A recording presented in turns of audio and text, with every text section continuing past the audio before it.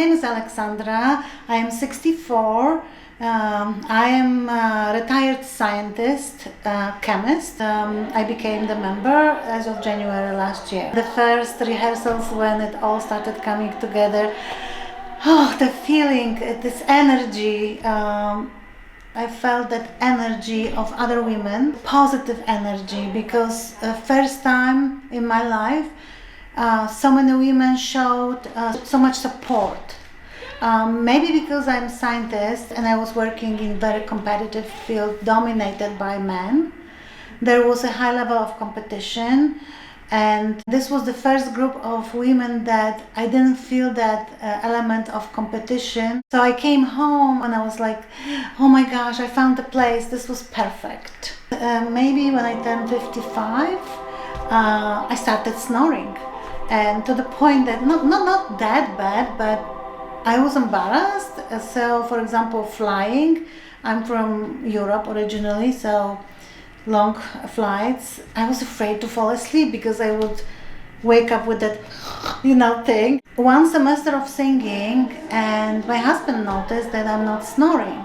I researched this, and sure thing, when you're singing, your vocal cords become more flexible, more hydrated, and there you go, I stopped snoring. Last year, my mother passed away, and I developed severe anxiety. My blood pressure would spike, I would be shaking, I would be like nervous and couldn't sleep.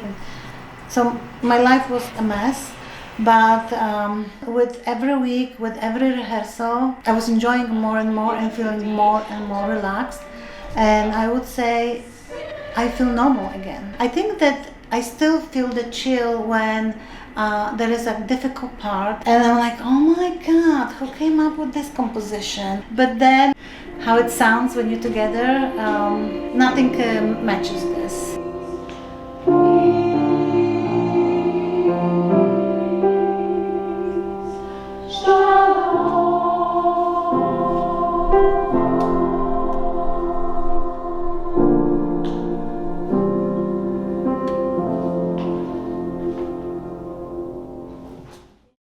Kayla Avery. I started singing as a child.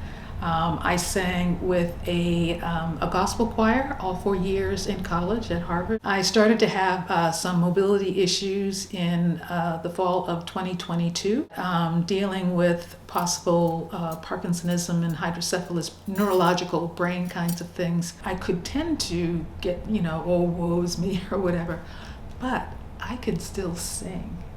And I can still encourage, and I can still share my heart through music with an audience or with the other women in the chorus. So one of the memories that definitely stands out, going to Carnegie Hall in 2006, and I just remember the cream paneling, the burgundy seats, and the gold trim, and just thinking, as much as I've heard about this, I'm here. I'm actually here.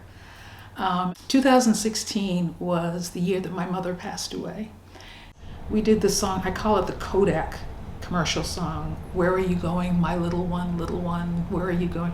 My mother used to sing that to us. It's just through these life experiences, being a part of the chorus has really lifted me up. You're going to interview Kayla, but to me it's been a joy participating and sharing in this with my daughter, and watching her grow from being in it, as a teenager to where she is right now as the assistant director.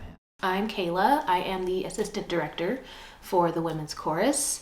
I was singing before I could talk. I started playing violin when I was about 8, and I played up through into high school. My freshman year at the U of A, I joined the women's chorus. My mom was like, I think you might like it. And here I am 14 years later, the assistant director now. So I was an undergrad. There was one semester where I was going from 9 a.m. to 9 p.m. on Mondays. Class starting at 9 a.m., finishing rehearsal at 9 p.m. And a lot of times I didn't have time to stop for food, and these women would bring me dinner. They would cook for me, because it's a bunch of moms and grandmothers and aunts, and they all just took care of me. They said, don't worry about it, just come, we'll have some food for you. So I would be in the back for like the first 10 minutes just like scarfing down a plate of, you know, noodles or chicken and rice or something that somebody made. And I just felt so loved. I was like, no, they're taking care of me.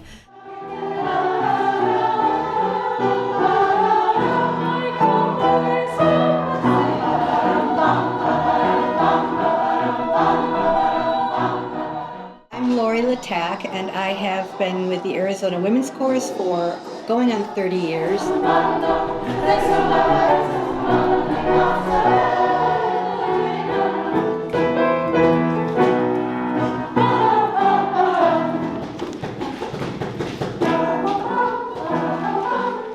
I'm a speech pathologist by trade, and now I'm retired and just having a good time.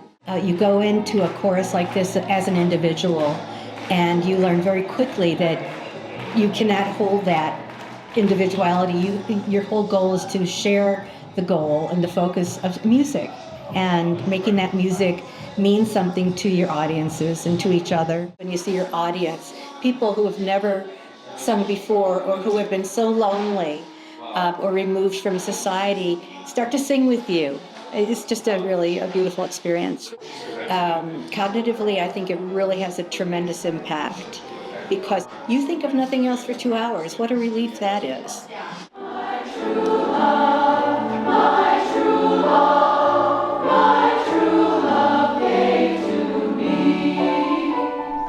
And you come out enthusiastic, energetic, and feeling like you've done something important. I've never had a performing voice, you know, that kind of thing. And so that was a little scary, wondering how important my individual voice was.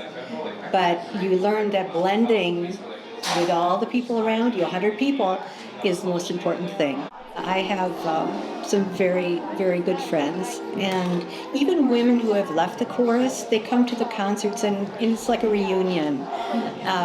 You don't forget people, and when you lose people, it's very sad. And you don't establish necessarily bosom buddies, but such congeniality and camaraderie is just worth it. You want to join the chorus? I think we do eventually. I hope so.